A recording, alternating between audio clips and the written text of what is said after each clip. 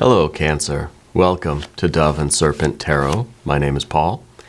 If Cancer is your sun, moon, or rising sign, this is your tarot card reading. Remember to hit the like button, leave a comment, consider subscribing to the channel, especially if this reading resonates with you. If there is anything you would like me to pray over, or meditate upon, or send positive energy toward, please let me know. Now, this is going to be a general reading, so try to be open and receptive to whatever may come through during our time together. I am merely the messenger, and I ask you to connect directly with each of these cards and use your own intuition to take you beyond the details that I might provide. And remember, Cancer, that the most important part of any tarot reading is you.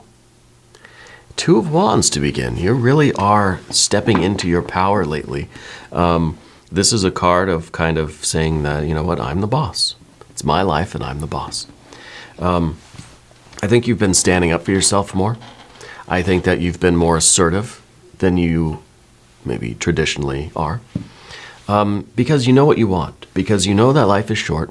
You know that, nobody can tell you who you are. Nobody can tell you what's important to you. No one can tell you what you want. No one can tell you what you need. It's up to you. No one's going to do these things for you, you know? So I think you're somebody now that's really like, you're figuring out where your boundaries are, and you're figuring out those areas of life where you sort of need to push in a little bit more and take a little bit of control and make some decisions and say, no, I don't like that color wallpaper. We're changing it, you know? That you're asserting yourself more, and you're working to create your world the way you want it, right? Your world should look as close as possible to the way you want it to look, at least in some area of your life, you know? We can't change the entire world, but by acting locally, by changing what we can have an influence over, we sort of are changing the world. Changing a little part of the world, anyway. I think there's very good energy for you. We're going to take a look at some other cards. We're going to put this into some context. Here is that Seven of Pentacles. Something has not grown yet, right? This is us maybe seeing, a little corner of your yard, right? That just, the plants aren't growing over there yet. So it's kind of like we see an area of life that needs a little bit of our attention, right? This is just something that is, I'm trying to avoid calling it failure, but that's what the key word of this card is, failure. Success unfulfilled. Something did not grow, right? You're trying to find out why something is not thriving, and by golly, make it thrive, right? By exerting our influence over something, by saying, okay, I'm going to step in and I'm going to do something about it, you know? I think that this is an area of your life in some way. It's something in your sphere of consciousness. It's something that you are witnessing, experiencing. You are in sort of direct contact with it. It's not something that's way abstract and you're just thinking, I got to do something about that, you know? This is something local, something in your life, in your home, in your family, in yourself, maybe in your yard, you know. Those darn flowers over there just aren't really doing so well. I'm going to focus my attention there. Okay? I feel like this is something a little bit deeper than that, maybe not just the flowers in the yard. This could be something physical, something financial. Maybe it's that focus on health and well-being. Maybe it's that focus on, got to start saving some money or investing some money, or got to find some side hustles, right? Something like that. Let's put some more cards out and see where we might be experiencing this success unfulfilled. Something is not thriving as we wish it to be. This is what we wish it to be, obviously, a 6, right? Look how beautiful that looks. It is radiating light. It is just dazzling, this 6, right? And this is sort of the potential that you know something has. You're looking at some part of life, your life, and you know that it can be just absolutely beautiful and harmonious and successful and radiant. Just because it looks this way now, you can see the potential of it, right? It's kind of like you get an old car. You can see the beauty that it still has, you know. You get the old house, the fixer-upper. You can see its potential. And so this is kind of the ideal. This is the picture in your heart that you're working off of. And you say, this is what I'm going to create. This is what I'm going to make of things. And, you know, with the earth energy, yeah, it's beginning to feel a little bit like it's maybe health, or maybe it is financial, or really it could be that you're looking at your yard, or you're looking at maybe it is your house or your car, right? And we're thinking, I can see the potential here, and I'm going to focus my efforts here to make it look like this, or closer to this, because this is that perfection, this is that ideal, right? Behind everything is the death card, the card of transformation, the card of change, right? And maybe this is the idea that, you know, this thing, whatever it is, left on its own, did not really thrive, right? Let's say things didn't grow. So what you're doing is you're coming back and you're helping nature. You're helping this process of change. You're working as a co-creator here, to exert a little bit of your influence in order to take this and really make it a little bit more like this. So the death card in the background here, I think, is kind of, we had a hands-off approach to something. We just said, nah, it'll happen if it's meant to happen. Well, maybe it's not really happening that well. It's not looking so good, you know? That maybe things are growing a little bit, but not really that much, not enough. So you're kind of thinking, okay, well, maybe the hands-off approach isn't it, but also we don't want to completely take over and have too much influence. So it's good that it's a 2 of Wands. It's kind of the balance. To me, it implies a bit of a partnership, a co-creatorship. It's like in the office when they had 2 managers, co-managers, you know, big picture stuff and then the day-to-day stuff. It's kind of like we're not trying to take over from nature. We're trying to work in harmony with nature, trying to be partners here and make some. Maybe we're talking about a business. Maybe we're talking about a family. You know, maybe we're talking about a relationship itself with our partner, with our spouse, with our loved one. Maybe it's a sibling. Maybe it's a parent type of thing. Rather than it's either I do everything or you do everything. I got a third idea. Why don't we work together? You know? And so with the death card here, I feel as if this is the slow and gradual sort of transformation, and we're putting a little bit of fire into it. We're just trying to speed things up a little bit, you know? Because the death card to me represents very slow, gradual change, to the point where you don't even really see it happening. You could look back in 20 years and be like, oh yeah, things really did change. But on a day-to-day or even a week-to-week basis, nothing is noticeable. It's like you go to the gym every day. You lift all these heavy weights for an hour, then you run to the mirror, and you're thinking, I don't see any difference, right? And then the next day, we lift all these heavy weights, we run to the mirror. No, it's still the same. What's going on here? It's not working, right? So then we either stop looking, and we go in intervals, right? We just wait for the tower moments. You know, every few months we go and look in the mirror and wow, we're stunned, we're shocked, right? By the progress, by the transformation. I think in this case with that 2 of Wands, we're doing something to sort of speed things up. Okay, let's see what's up above everything. What are we trying to do? Now we've got, that's interesting. Now we've got, we have 6, 7, and 8 for one thing.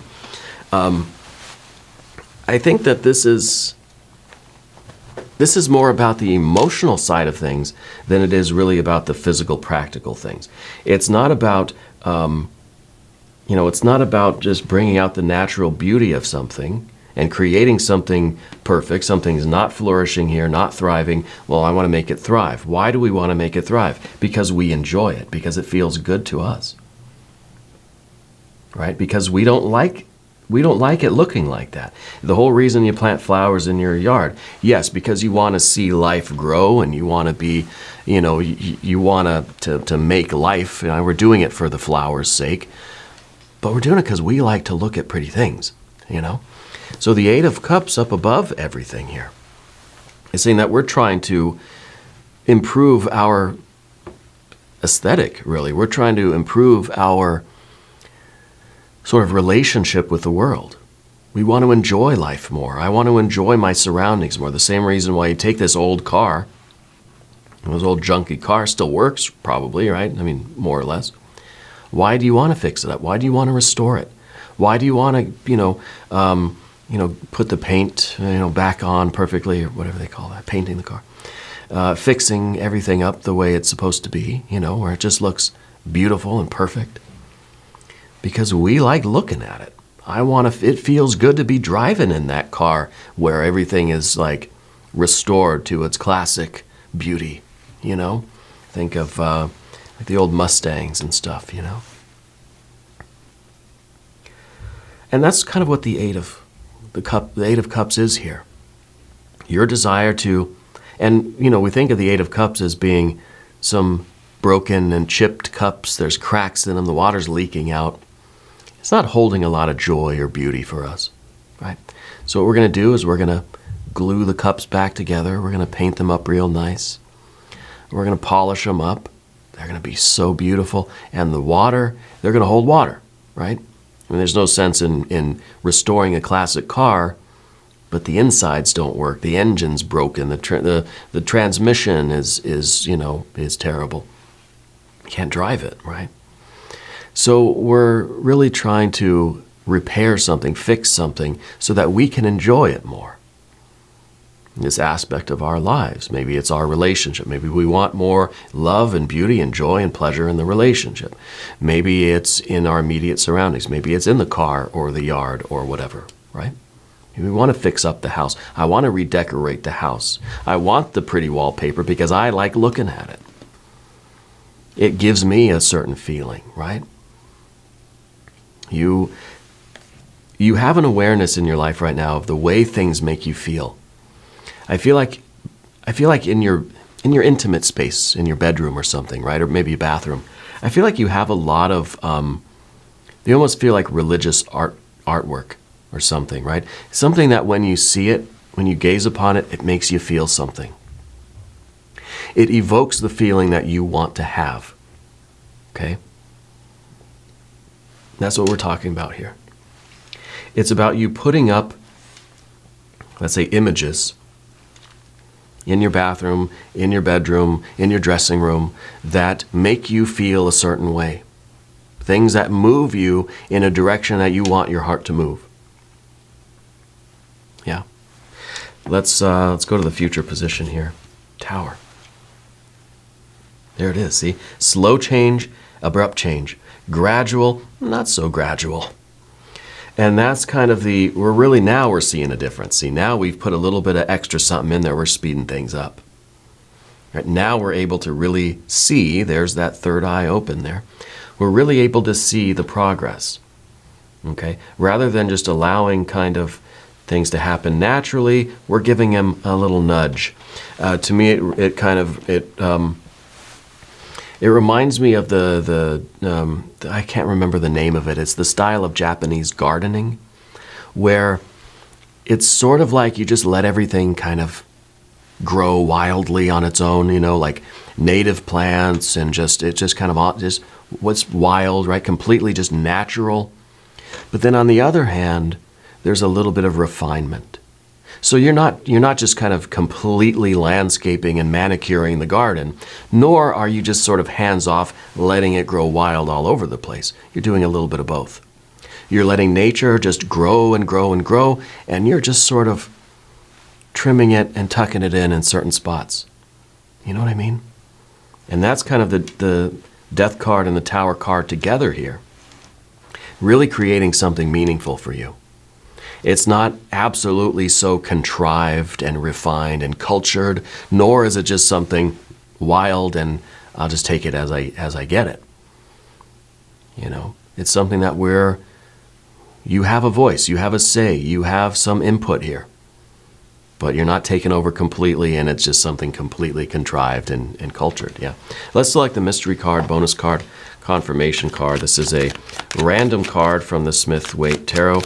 This is the factor infinite and unknown. It's going to go right here. Our very own Kelly Kapoor right on top. Happy Kelly. Shout out to Mindy. I heard she is a fan of the channel. If you have a prediction for the mystery card, drop it in the comments. If you have not subscribed to this channel yet, please do. It's totally free. And it supports the channel, and I appreciate that. I really do. All right. Let's check in with your general energy now on the path of the serpent. Princess of Cups. This really is you sort of responding to the emotion. The emotional response to the physical stimuli, right? We know that if something looks like this, we feel like this. We want something to look like this, so we feel like this, but fixed, but restored in a way, okay? So I feel like the Princess of Cups is you really being affected by the stimuli around you, the images, right? And this is why I say in your bedroom, bathroom, whatever, in your car, surround yourself with images, symbols, sounds, sights, smells even, that make you feel a certain way that you want to feel, right? Light the incense that you like to smell. Put up the wallpaper that makes you feel a certain way. Because right now there's a strong connection between the earth, the sensory realm, and how you feel. And that's why when we get the Seven of Pentacles, we sort of feel an Eight of Cups. Well, now we want to mold things a little bit closer to our ideal, a Six of Pentacles, so that we can feel maybe a Six of Cups, right? Or something similar, right? We'll see what our next cards are. But I feel like you're in a position right now, and you're in an energy, you're in a state where you're very affected by these things. And sometimes we're not aware of that. We have all this stimuli coming in. You think of every place you go in your life, every store, every room you're ever in, every environment, every different place you find yourself in the day, whether it's at the office, at school, if it's at home, different rooms in your home, in the car, at the grocery store, at the post office, at the electronics store, wherever you might be. There's all of this sensory stimuli coming in. And it's all affecting how you feel.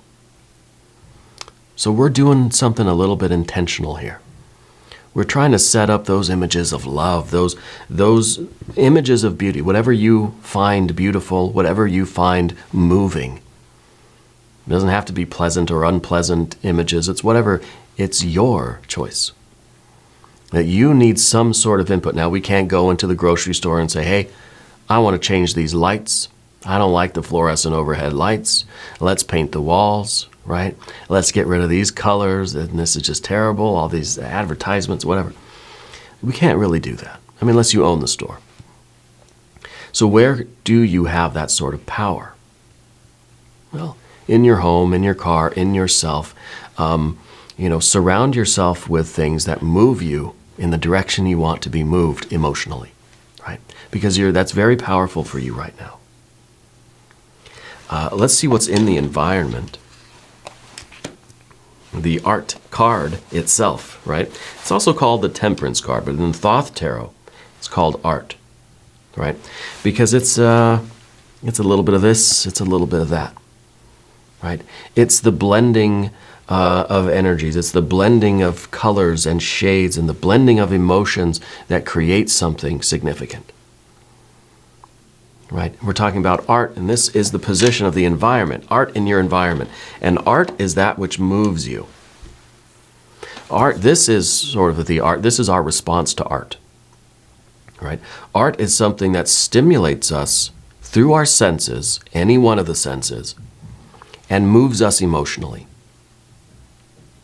That's it. Well, at least that's my definition of art, right? It could move us toward a pleasant or an unpleasant emotion. It doesn't matter. Sometimes art will scare the shit out of you, right? I mean, I like horror movies and sci-fi and stuff, so I can attest to that. But that's what art is. It's something that you experience through the senses. It could be something you just see or hear or taste, right? Food, or touch or smell, or any or all of these in any combination creates art, right? So how are you creating the kind of art that you want to experience? How are you not only creating it, but how are you surrounding yourself with that?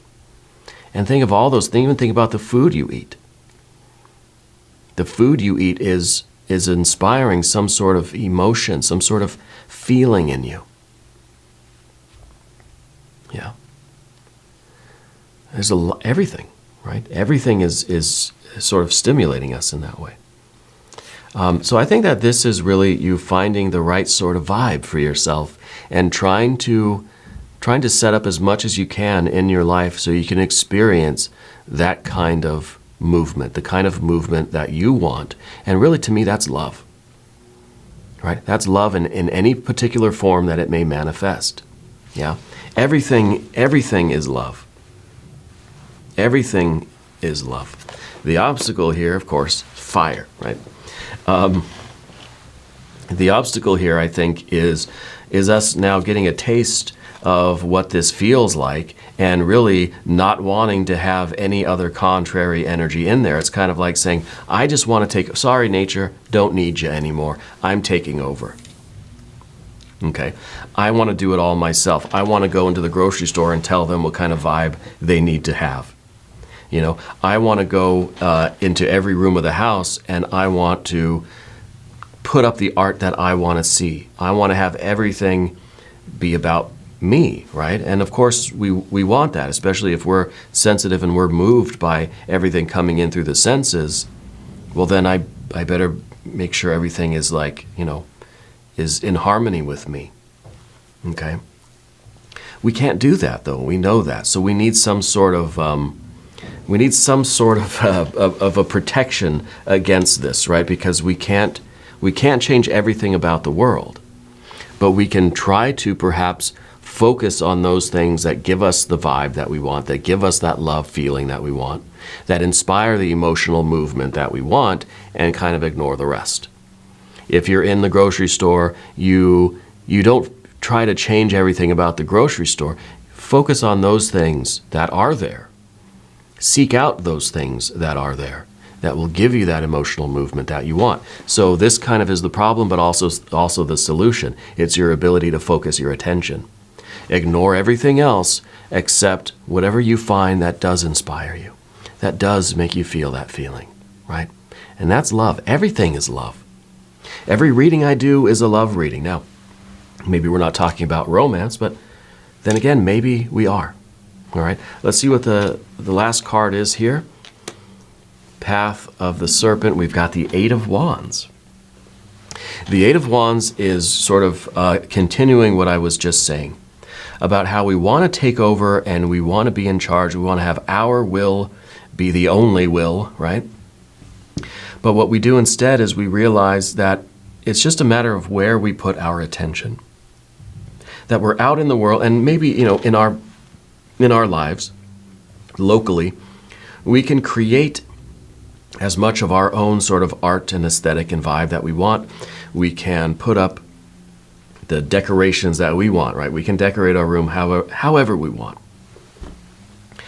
But where that is not possible, we have to be able to focus our attention on what is beautiful and meaningful and moving to us. Let's say that's the rainbow, and ignore everything else, right? Kind of following the rainbow here.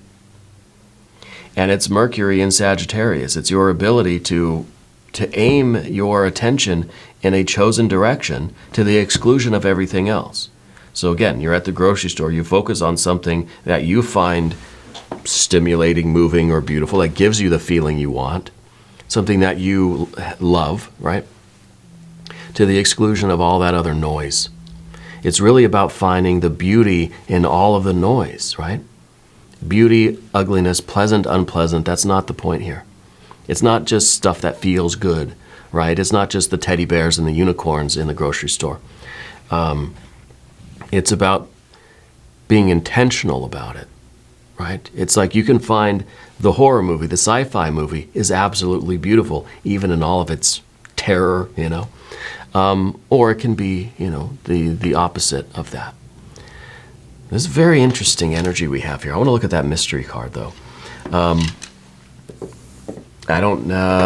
Maybe another ace? Maybe we'll get that I kind of want the 6 of Cups here.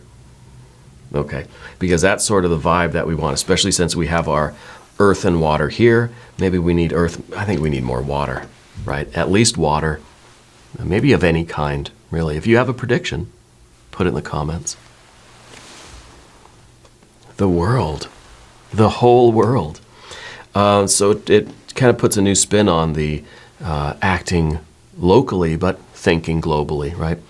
That if you can increase just a little bit of beauty in your own life, you're increasing the beauty in the entire world. You're raising it up just a little notch.